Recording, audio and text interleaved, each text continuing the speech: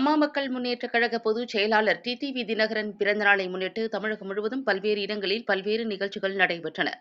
அதன் ஒரு பகுதியாக மக்கள் செல்வர் டிடிவி தினகரன் 61வது பிறந்தநாளை முன்னிட்டு அம்மா மக்கள் முன்னேற்றக் கழகத்தின் சார்பாக கோவை தெற்கு மாவட்ட செயலாளர், கழக ஆட்சிமன்ற குழு உறுப்பினர் சுகுமாரன் அறிவுறுத்தலின்படி தொண்டாமுத்தூர் தொகுதி பொதுக்குழு உறுப்பினர் ரமேஷ் தலைமையில் கோவை காந்தி பார்க் பகுதியில் உள்ள முத்தண்ணன்குளம் அருகே உள்ள ஆதரவற்ற முதியோர் இல்லத்தில் உள்ள 100க்கும் மேற்பட்ட முதியோர்களுக்கு மதிய உணவு வழங்கினார்கள்.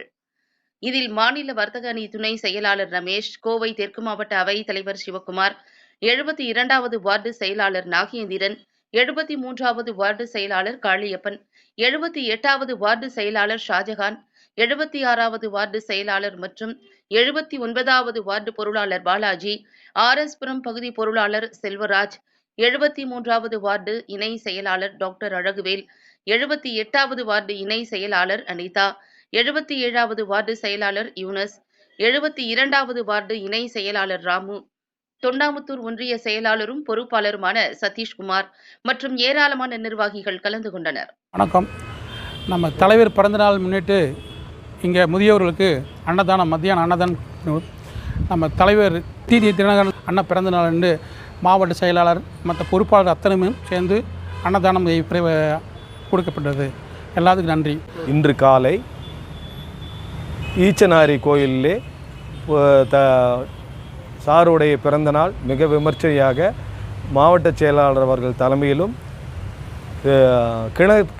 கிணத்துக்கடு சட்டமன்ற தொகுதி பொறுப்பாளர் திரு ரோகிணி அவர்கள் தலைமையிலும் மிக சிறப்பாக கொண்டாடப்பட்டது.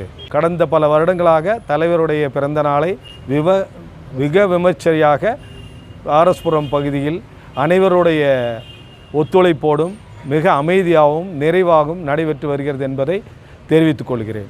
வணக்கம். நான் ரமேஷ், அம்மா மக்கள் முன்னேற்றக் கழகத்தின் மாநில வர்த்தக அணி துணை செயலாளராக இருக்கிறேன். இன்று எங்கள் தலைவர் மக்கள் செல்வர் அவர்களின் பிறந்தநாள். அந்த பிறந்தநாளை முன்னிட்டு ஆர்.எஸ். புரம் பகுதியின் முன்னாள் பகுதி செயலாளரும் இந்நாள் பொதுக்குழு உறுப்பினருமான ரமேஷ் அவர்களின் தலைமையில் இங்கு ஆதரவற்றோர் முதியோர் அவர்களுக்கு உணவு வழங்கப்பட்டது.